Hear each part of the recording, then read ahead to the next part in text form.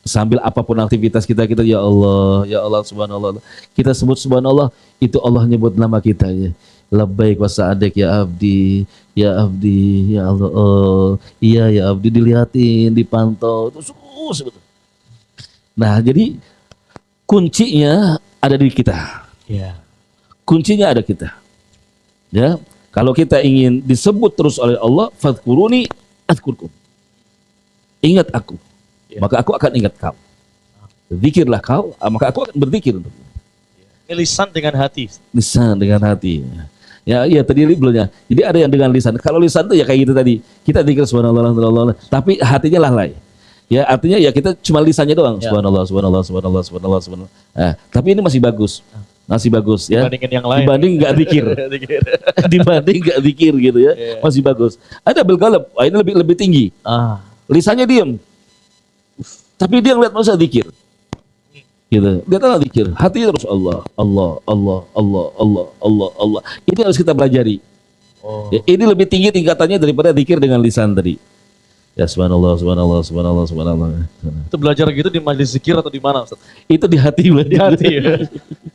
Ya. Ya, karena bagaimana kita selalu menghadirkan Allah dalam hati kita itu. Itu kan makna zikir. Menghadirkan Allah dalam hati kita, dalam ingatan kita gitu. Sehingga saat apapun ya, kalau kita sesekali ngeblank, ya terbawa dengan pemandangan, terbawa dengan keadaan, ada berusaha untuk mengembalikan lagi gitu. Dimanapun berada. Mujahadahnya ya. Mujahadah gitu. Saya punya guru itu Syekh Muhammad Amin As-Singgiti. Beliau masih ada di Indonesia, dari Singgiti.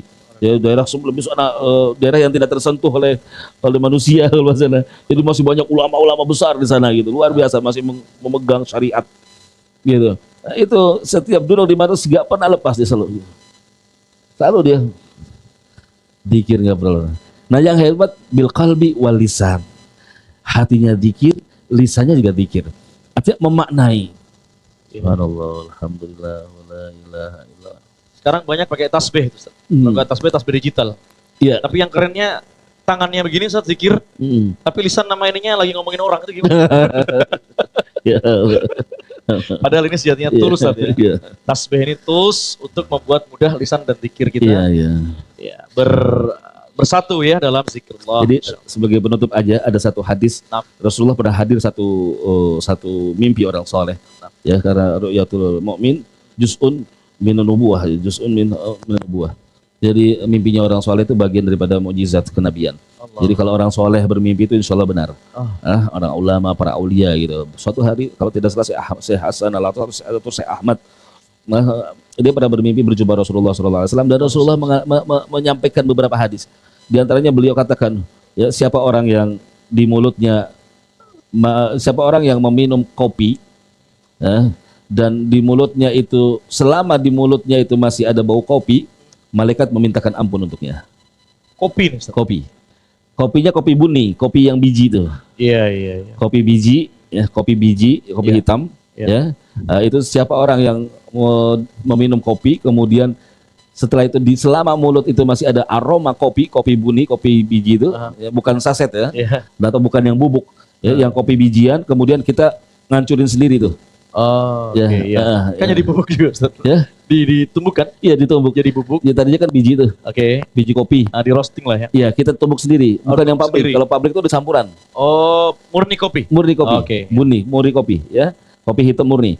Selama mulut itu masih ada kopi, bau kopi, malaikat memintakan ampun untuknya. Ya, bahkan dikatakan kopi itu minumannya orang-orang soleh. Minumannya orang-orang soleh gitu. Santri wajib seneng kopi. Mantap gitu. Ini. Nambah Ya, budget. ya. Demi sunnah, Ustaz. Ustaz gitu, sunnah ya. Karena itu minumannya orang soleh. Kenapa? Orang soleh itu Ini persoalannya gak main sasetan ini. gak kaset. Kopi asli. Kopi Turki itu. Saya kalau minum kopi itu beli di Jatinegara. Jatinegara itu ada macam-macam kopi bijinya, kita pilih yang kita cocok gitu, ditumbuk di situ, dihancurkan situ, baru bawa pulang gitu. Jadi saya kalau nanti saya ke rumah ibu jangan suguhin saya kopi kapal api. Gak main, gak kelas. Siapa yang undang Ustadz gitu? Jadi yang pertama minum kopi. kopi, Laki perempuan ya, tapi nggak pakai rokok. Ada orang begadang nonton bola nggak pakai rokok dan bukan buat begadang nonton bola ya. Gula boleh dipakai gula. Samperin gula nggak apa-apa gitu. Artinya intisarinya kopi itu ya minumannya orang-orang soleh gitu dan ada hadisnya. Yang kedua itu tasbih. Tasbih. Jadi selama di kantong kita ini ada tasbih, ya makanya ibu siapapun ya biasakan di kantongnya itu ada tasbih, mau di tasnya gitu. Selama di kantong kita, di kantong baju ya mau bentuk apapun tasbih mau yang begini atau digital, selama dia itu ada tasbih di kantongnya maka Allah catat dia pahala bertasbih. Pahala. Jadi misalnya ada kan kayak yang tadi bilang tuh tasbih digital ya mana dia kayak gini kan, nah ini ya kan, nah ini saya nggak bilang ikan lagi sangkanya tuh enggak yang tidak ya. Jadi selama dia itu ada di jari kita atau berada di tas kita atau di kantong kita, mau kerja mau ke pasar mau ke mana kantongin tasbih. Siap. Karena selama dia itu ada di kantong kita, maka di situ mendapatkan pahalanya bertasbih. Kok bisa Ustaz? Lah iya, ibu ngantongin tasbih. Emang niatnya buat apa? Lah ya buat zikir. Buat tasbih. Niat itu yang mendatangkan pahala. Suatu hari ada seorang ahli ibadah di zaman Bani Israel. Ya, dia tidak pernah turun ke kampungnya. Dia abid.